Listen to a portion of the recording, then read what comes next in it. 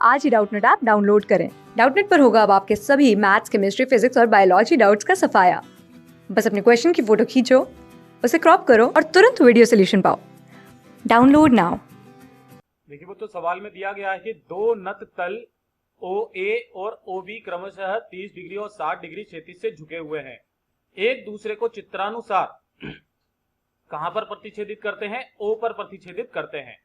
तल OA के लंबवत दिशा में एक कण बिंदु P से U बराबर 10 इंटू अंडर रूट 3 मीटर प्रति सेकंड की चाल से प्रक्षेपित किया जाता है।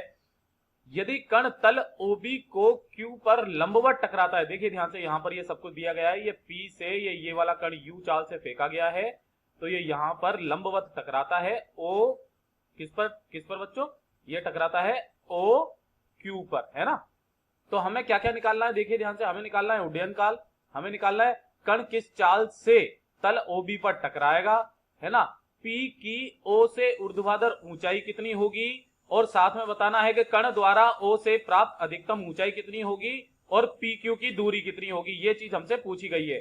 तो चलिए बच्चों, एक एक करके सबको निकालना स्टार्ट करते हैं। सबसे पहले तो आपको ये चीज बात पता है, ध्यान से देखिए, मैं इसके अंदर जो नोट करने वाली चीजें वो क्या क्या है कि अगर ये वाली जो है ये यहां से कितने पर खींची गई है, ये U से खींची गई है ना। तो मैं मानता हूं कि इसको तो मैं क्या मान लेता हूं? X दिशा, है ना। और इसको क्या मान लेता हूं? Y। इसको क्या मान लेता हूं? Y।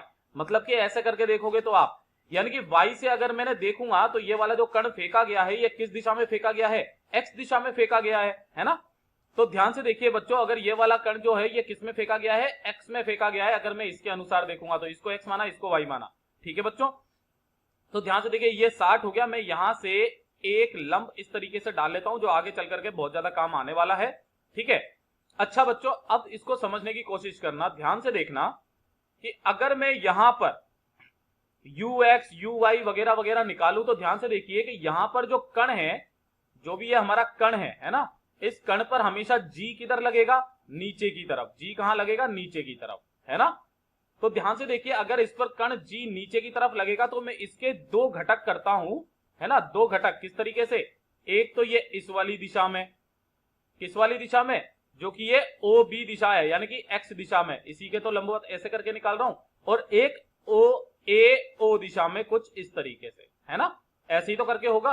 अगर बच्चों देखिए ध्यान से, अगर ये 30 है ना, तो ये वाला भी कितना होगा बेटा? 30 होगा, है ना। ये वाला कितना होगा? 30। और ये वाला कितना होगा? 60, है ना। अब ध्यान से देखा जाए तो हमें सब कुछ पता चल रहा है यहां से कि G है, तो इसका नाम कितना हो जाएगा? ये हो जाएगा G cos 30, और ये कितना हो जाएगा? G sin 30 बोल दो, या फिर sin 30 बोल देता हूं, ये लीजिए sin 30, बात एक ही है, ठीक है बेटा। अच्छा, अगर मैं यहां से देखूं कि ये वाला जो मैंने X और Y में ऐसे करके तोड़ा हुआ है ना, तो ध्यान से देखिए बच्चों, ये वाला जो है ये ऐसे करके जा रहा है, और ये ऐसे करके जब ये इस पर टकराएगा तो ये 90 डिग्री पर टकराएगा। यहां पर ये 90 डिग्री है, ठीक है। हमें यही चीज निकालना है। अगर मैं यहां से सबके मान लिखना स्टार्ट करूं, देखिए ध्यान से, UX बराबर कितना दिया हुआ है हमें? 10 अंडर रूट 3, क्योंकि जितनी भी जो चाल दी गई थी कि भाई U बराबर, ये क्या है? ये है U से फेंका गया है, तो U कितने से फेंकी गई है? ये वाली। ये पूरी की पूरी अपन ने X दिशा में मान ली, क्योंकि हमने X और Y दोनों चेंज कर लिए हैं। अब ध्यान से देखिए, अगर मैं यहां से UY निकालूं तो UY कितना हो जाएगा बेटा? वो हो जाएगा 0, क्योंकि Y दिशा में मैंने कोई गति ही नहीं दी है। अब यहां से हमें इनकी सबकी, है ना, गणनाएं करते हुए आनी है। देखिए ध्यान से, एक एक चीज लिखते चले जाओ। AX कितना होगा, है ना। तो AX दिशा में अगर मैं देखूं तो ध्यान से देखिए, X दिशा में ये वाला, है ना, क्योंकि ये वाली हमने X मानी है, तो इसकी विपरीत दिशा में ऐसे करके ये त्वरण लग रहा है G, तो ये कितना आ जाएगा? माइनस के G cos 30, हमेशा ध्यान में रख लेना क्योंकि उल्टी दिशा में है। तो ये कितना आ जाएगा? माइनस के G cos 30 डिग्री, है ना बच्चा। यानी कि AX बराबर कितना हो जाएगा? अगर मैं यहां पर मान रखूंगा तो माइनस के G, और cos 30 का मान होता है अंडर रूट 3/2, है ना। यानी कि AX बराबर जो आ जाएगा वो आ जाएगा मेरे पास में माइनस के 5, G का मान 10 रख दीजिए, माइनस के 5 अंडर रूट 3 मीटर पर सेकेंड स्क्वायर। उसी तरीके से AY निकालिए तो AY बराबर कितना आ जाएगा? वो देखिए ध्यान से, ये वाली इस दिशा में है ना AY इस दिशा में, AX इस दिशा में, है ना। तो AY भी कैसा आ जाएगा? ऋणात्मक आएगा, उल्टा। यानी कि ध्यान से देखिए, ये हो जाएगा माइनस के G sin 30, है ना। यानी कि ये हो जाएगा हमारे पास में AY बराबर माइनस के 10/2 यानी कि 5 मीटर पर सेकंड स्क्वायर, है ना। ये वाली चीज आ गई। और भी छोटी छोटी सी चीजें हमें बाद में निकालनी पड़ेगी। और ध्यान से देखिए, अगर ये कण तल के लंबवत इस तरीके से टकराता है तो यहां पर इसका जो v होगा वो इस दिशा में होगा। v किस दिशा में होगा? इस दिशा में होगा। ये तो चीज आपको पता ही है ना। तो ध्यान से देखिए, जब ये यहां पर टकराएगा तो ये इस दिशा में टकरा रहा है, यानी कि कौन सी वाली दिशा? अगर ये वाली y है तो ये किस दिशा में टकरा रहा है? -y दिशा में, है ना। यानी कि अगर ये x दिशा में, इसका वेग कैसा हो जाएगा? 0। यानी कि अगर ये लंबवत टकराता है, मैं यहां पर लाइन लिख देता हूं, अगर ये लंबवत टकराता है, अगर यह लंबवत ऐसे लिखते हैं ना, टकराता है,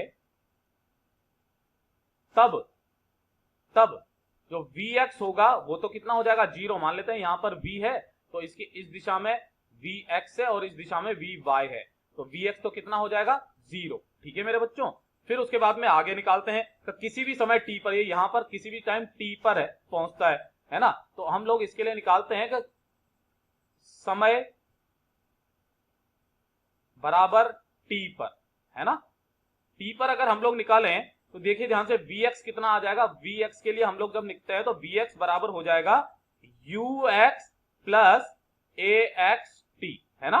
सबका मान रखते चले जाइए। देखिए ध्यान से, अगर मैं Vx बराबर करूं तो ये हो जाएगा, ux कितना था? 10√3 प्लस ax कितना है? वो है -5√3 और t कितना है ये हमें पता नहीं है। तो यहां से हमारे पास में t का मान आ जाएगा। देखिए ध्यान से भाई, हमारे पास में Vx ये 0 हो गया, बराबर 10√3 हो गया, -5√3 हो गया और ये t हो गया।